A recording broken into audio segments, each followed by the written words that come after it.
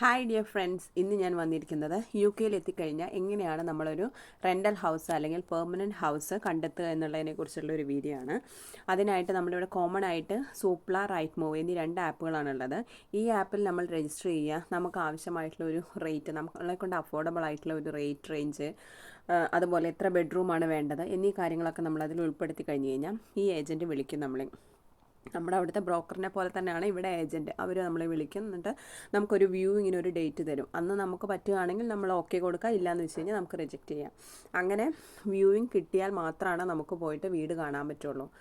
അപ്പോൾ ഇന്നൊരു വ്യൂവും കിട്ടിയിട്ടുണ്ട്.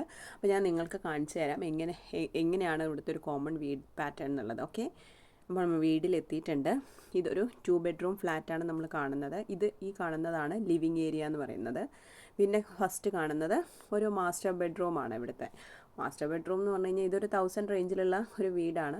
പിന്നെ ഒരു ബാത്റൂം, പിന്നെ ഒരു സെക്കൻഡ് ബെഡ്റൂം, അതും വളരെ ചെറുതാണ്. പിന്നെ ഒരു ചെറിയൊരു കിച്ചൺ. ഇത്രയാണ് ഇതിൽ ഇൻക്ലൂഡഡ് ആയിട്ടുള്ളത്. പിന്നെ ഒരു ചെറിയൊരു ബാൽക്കണി. സൗത്ത് എൻ്റെ ഭാഗത്തുള്ള വീടുകളുടെ ഒരു ചെറിയൊരു കോമൺ പാറ്റേൺ ആണ് ഈ പറഞ്ഞത്.